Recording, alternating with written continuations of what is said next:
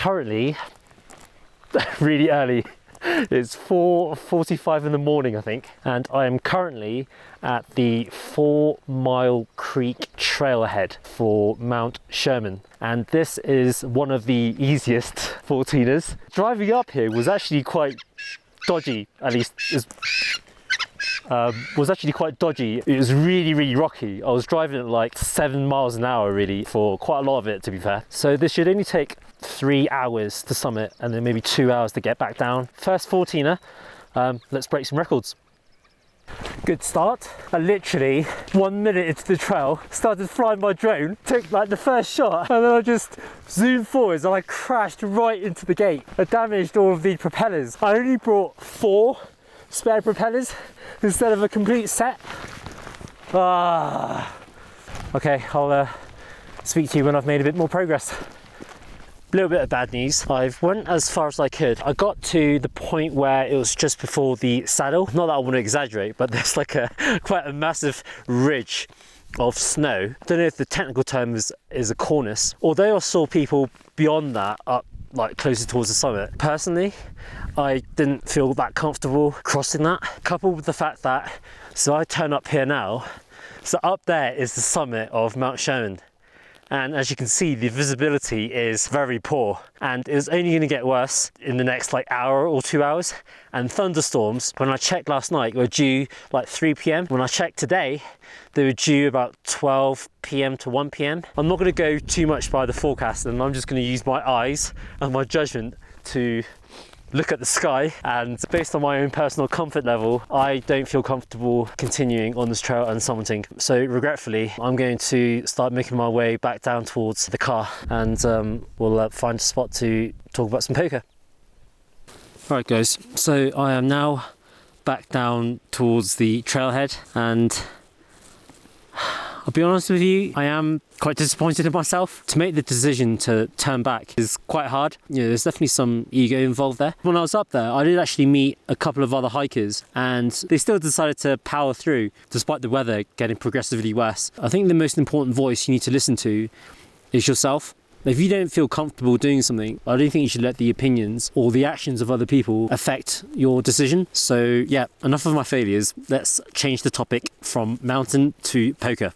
I should note that right from the beginning of the session, we are already playing the rock game, started by yours truly. In this first interesting hand of the session, the big blind is the rock, and the action folds all the way over to me on the button, and I look down at ace-8 offsuit. I put in the standard open to $30. The small blind then pretty much auto 3-bets to $110. The big blind folds, and the action is now back on us. In this spot, with a hand like ace-8 offsuit, I think there is only really 2 ways to play this hand, which is to either fold or to 4-bet. In this case, I decide to put in the 4-bet to $275. Villain then tanks for quite a while before eventually deciding to fold. So usually I never show my cards, but on this occasion, given that the small blind is someone who I play regularly with, I decide to show the bluff. Who showed that swing? You showed it? Ace-8? Love it. Playing poker, huh? In this hand, there is a limp from under the gun. The action folds to the low jack, who also decides to limp. I then look down in the low jack with pocket fours. So I decide to also limp along. The action then folds over the cutoff, who is the rock in this hand, and then it continues folding to the big blind, who also decides to make the call. The action now falls on the rock, who takes a look at his cards before then putting in a raise to $50. The big blind folds, under the gun calls, low jack calls, and I also decide to join the party with a call. So we are now 4 ways going to the flop, and the flop comes 5, 4, 6 with 2 diamonds. So we flop ourselves bottom set here on a very wet and coordinated board. Under the gun checks, hijack checks, and I also decide to check to the pre-flop aggressor, hoping to see a c-bet. Unfortunately, the cutoff also decides to check back. We are now off to a free turn card, which comes an offsuit 8. Under the gun checks, and now low jack decides to go into the tank. And after thinking for a little while, he now decides to put out quite a big bet of $200, close to a pot-sized bet. The action is now on us, and now we have a decision. So on this spot, I think we have a pretty easy call here. I don't like raising, as there is now a 4-card straight on the board. And if we raise and then we get re-raised, then we're in a really horrible spot. So we decide to continue with a call. The cutoff and under the gun make the fold, and so we are now going heads up to the river card. And the river card, the dealer puts out an offsuit 5. So this is a very sweet card for us. The action is now on the low jack, and he decides to play a check. So in this spot, I think we have a very easy bet here, and I think it should be very clear that the only hand that we're really targeting here are straights. For example, if villain had a hand like pocket 7s, I think we definitely want to bet big, but I think overbet is probably a bit too much of an overkill. So after thinking through what the optimal bet sizing is, I decide to put out a bet of $500. Villain then goes deep into the tank, and after thinking through for quite a while, Villain eventually decides to make the call. So I table my hand, and Villain taps the table, says nice hand, and then he mucks. So we get to drag in a very decent sized pot here early on in our session. Nice hand, brother. Thanks. In this next interesting hand, there is an open from under the gun to $35. I am then next to act, and I look down at ace deuce of clubs. So in this spot, given our hand class and the position that we have, I think if we decide to play ace deuce, we should be coming in for a 3-bet. On some frequency, I actually don't mind flatting also, and if we do get squeezed behind, then we could actually back raise for a 4-bet, and that would be a pretty nice play to make with this hand. So to balance out the times when I have a premium hand in the spot, I decide to put in a 3-bet here with the ace deuce suited to $105. The action, as to no surprise, folds all the way back to the under the gun player, who pretty quickly decides to continue with a call. And the flop comes jack queen 5 with 1 club. Under the gun starts with a check, and in this spot I think we have a pretty mandatory c-bet. And on this kind of a board texture, especially as it's kind of dry and it's got 2 Broadway cards, I don't think we need to be betting too big here, so I decide to put out a c-bet of $60. The under the gun player doesn't think for too long before making the call. So we are now off to the turn card, and the turn comes the 3 of clubs. Under the gun decides to check twice, and in this spot we have a mandatory double barrel. After calculating how much is in the pot, I decide to double barrel and size up to $275. I think my plan for this hand was to try to generate folds on the turn, and if I was going to get called, then more likely than not I was going to be giving up on the river. I just think in this hand, given that we are both early position players, villain can have quite a decent amount of ace queens and king queens, and also sets, which wouldn't really be the spot if I was 3-betting from the button versus the cutoff. So facing a size up, villain does take a bit of time to consider his options before eventually he decides to continue with a call. So we are now off to the river card, and unfortunately the river comes a complete brick. Villain snap checks. Given I'd already made up my mind, I decide to check back. Villain then, to my surprise, tables pocket 4s for the winning hand. Not only did Villain have the good read on us, he also had the courage to follow through on that read. So well played, nice hand.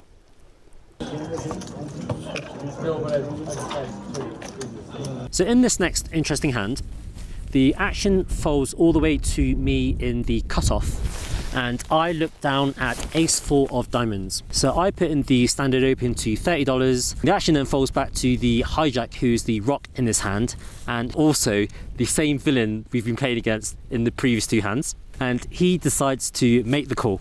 So we are now going heads up to the flop, and the flop comes ace king 9 rainbow. Villain decides to start with a check, and in this spot we have a pretty standard c-bet, so I decide to put in a small bet of $20. Villain then doesn't think for too long before making the call. So we are now off to the turn card, and the turn just comes like an offsuit 6. Villain decides to check twice. So in this spot, I think we can go either way between double barreling and checking. Double barreling is the higher frequency play here. However, if we do decide to check, then we do need to be calling all rivers. So on this occasion, I decide to put in the double barrel to $60. Villain then goes deep into the tank, and I'm kind of wondering what's going through his head right now. And after a little while, Villain decides to put in a check raise to $260. Now, as soon as I saw this check raise, I was actually a bit confused, as this line to me doesn't really make a lot of sense. Ace king high type flops massively favour the pre-flop aggressor rather than the out of position caller. I have the aces, the kings,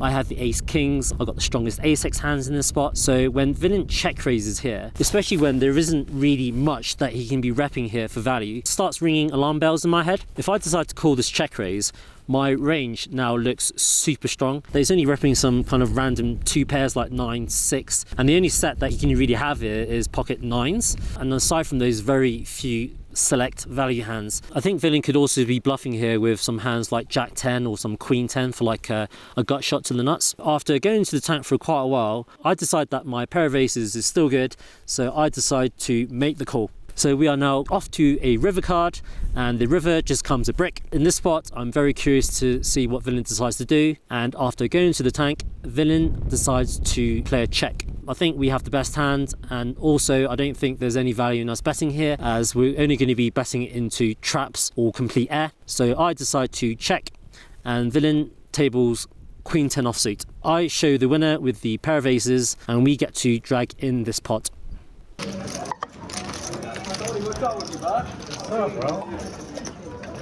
Alright, so moving on to the next hand. In this hand, the action falls to the low jack, who decides to come in for a limp. The high jack also decides to limp before the action falls to the button, who decides to put in a raise to $60. I then look down in the small blind with pocket 10s. So I decide to put in the 3-bet here to $240. The action then falls all the way back to the button, who goes into the tank, and after thinking for a little while, he decides to continue with a call. So I should note that this is the same villain who we've been playing against in the previous 3 hands, and that we both started this hand with over $2,000. So we are now off to the flop, and the dealer puts out 6, 8, 9 with 2 diamonds. Now one of my reads on this guy is that he's a loose aggro player that gives quite a lot of action. With this in mind, especially on this flop texture, I think I should pretty much always have the best hand here. I think we have 2 avenues here. I think the first option is that we can bet to hopefully induce a raise so that we can then 3-bet jam, or we can go for a check raise. So I'm now deep in the tank here, thinking about which option to go for. I eventually settle on a check. And villain, unfortunately for me, decides to check back. We are now off to the turn card, and I think the turn just comes like an offsuit 8. So obviously not a great card now, as it does now improve some of his 8x hands, like 7-8 or 10-8 or 8-5 suited. But in addition to these hands, which now improve and have us beat, I think villain can still have a whole bunch of different hands that we do beat, such as 9x hands or even some smaller pocket pairs. I don't think we want to risk checking through the turn here and giving villain a free river card, which means what's going through my mind is I want to go for a delay c-bet. So the question is on sizing. We want to be choosing a larger sizing here. So I decide to put in a bet of $350. Villain then goes into the tank. He is mulling over his options before he then eventually settles on a call. We are off to the river card here, and there's definitely a lot of different cards that we need to dodge here. And the river comes an offsuit king. In this spot, I don't think our hand makes much sense here to be betting. Given the exact hand that we do have, probably plays better as a check decide. So I decide to play a check, and now villain decides to go into the tank. And after thinking for quite a while, villain eventually decides to put out a bet of $500. I think this is a really nice bet. I think this style puts us in a really, really tough spot. I think given the way we played our hands, pocket 10s is relatively speaking quite strong. And I think with this player type, I will not put it behind him to actually be value betting worse hands than us. To be honest, this was a really tough spot for me. I really didn't know what to do. I definitely felt like the king was a brick. Given villain checked the flop and just called the turn, he's not really showing that much strength here. After tanking for quite a while, I eventually decide to flick in the call. Villain tables 7-5 offsuit for a flopped straight. Definitely wasn't expecting that hand. If villain would have put that bet on the flop when check 2, I think he would have gotten my whole stack, as I was pretty confident that I had the best hand. But yeah, anyway, so we're going to be losing this big pot. Nice hand.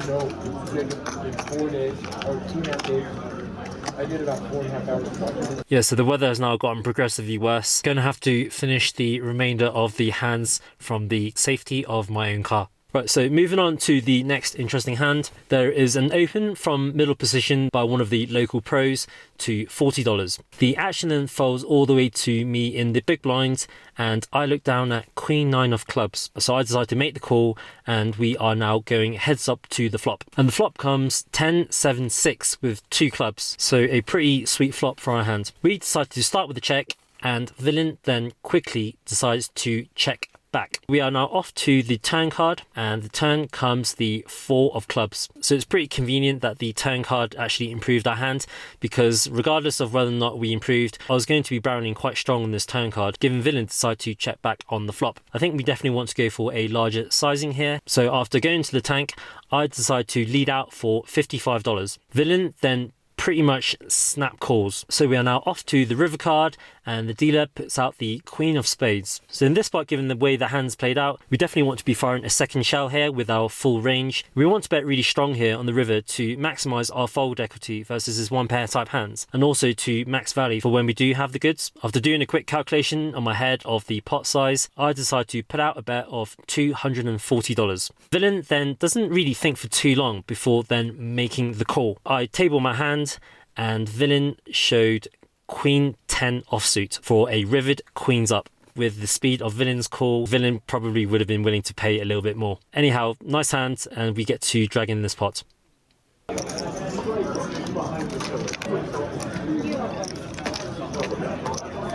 Right, so this next hand is a bit of a weird one. In this hand, the action falls to the button, who opens the pot to $35. The small blind calls, and then I look down in the big blind with 4 deuce of hearts. And in this hand, I am the rock. Given that I already have $10 invested in this hand, this is just pretty much close to like a 3x raise from the button. So I decide to make an ambitious call and see a flop. The dealer puts out 3-6 deuce with 2 clubs, so not a bad flop from my hand. The small blind checks, and I think in this spot, given that this board is pretty much in my neighbourhood and should never really be good for either player in this hand, I decide to lead out at this flop for $35. I think this bet accomplishes a few things, because not only does this give us the betting lead, there's a lot of good turn and river cards that will improve both our actual hand and also our perceived range. The action is now on the button, who thinks for a little while before then making the call. The small blind folds, so we are now going heads up to the turn card, and the turn comes an offsuit 4. Quite a weird turn card. I don't put villain on having much 5x in this hand. I think the range of hands that I'm putting villain on in this spot is mainly flush draws along with some overpairs. Against this range, I think we have a really decent hand here. I think it would be a mistake to slow down here with the check, because the range of hands that I'm putting villain on have decent equity against us and are very unlikely to be betting here when check to. I don't want to be giving out any free cards here and letting villain to realise his equity. I decide to size up on this turn card to $155. Villain now goes into the tank, and after thinking for quite a while, villain eventually decides to make the call. So we are now off to a river card, and on the river, the dealer puts out the ace of spades. So in my mind, this should be a complete brick. So continuing with my read on what hands villain is likely to arrive at the river with, I think if we check here is pretty much always going to check through. And if we bet, I think the only hands that we're targeting for value here are overpairs and some ace-x of clubs type hand. So in this spot, I think I definitely want to go for a bet, and it is going to be a value bet here, as I don't ever really put villain on a 5x here for the straight. I think I want to be choosing a smaller sizing here, just to allow some of villain's overpairs and some rivered top pairs to kind of pay me off. So after thinking through what the right bet sizing is, I decide to put out a small bet of $175. So clearly I am praying for a call here, and that is exactly what villain decides to do. So after villain makes the call, I show my hand, and then villain, to my surprise, shows pocket sixes. Definitely didn't put villain on top set there. Quite a fun hand, but unfortunately it was quite an expensive one for me. Yeah. So now we come on to the final interesting hand from my 2-5-10 session last week. In this hand, there is an open limp from under the gun. The hijack limps, the action skips over myself in the cutoff as I am the rock in this hand. The button calls, the big blind calls, and now we have the option to raise from the rock. There are far too many players in this hand, especially when we have kings, so I decide to exercise my option, making it now $85 to go. The button folds, big blind folds, and then the under the gun player then puts in a 3-bet to $210. So effective stacks in this hand, I think villain is playing just under 1,000, and we have villain covered. Facing the very classic limp 3-bet from under the gun is definitely a super strong hand here, especially from this player type. I think my minimum continuing range here would be kings plus. If I had ace king or queens, to be honest, I think I'll be folding here. Given that we have kings, I decide to put villain all in and jam the rest of my stack in. And villain, as no surprise, snap calls. I immediately table my hand and I look over at villain's face, and he shows a pretty honest reaction that he's not too pleased with the situation, which is obviously great for me. The dealer then runs the board, and I'm kind of just praying for no queens or aces, and fortunately for me, the board is all clean. I'm now just waiting for villain to muck his cards, and fortunately for us, he did actually flash pocket queens before then mucking his cards. So we now get to drag in the last significant part of our session. That's not too clean. Not good.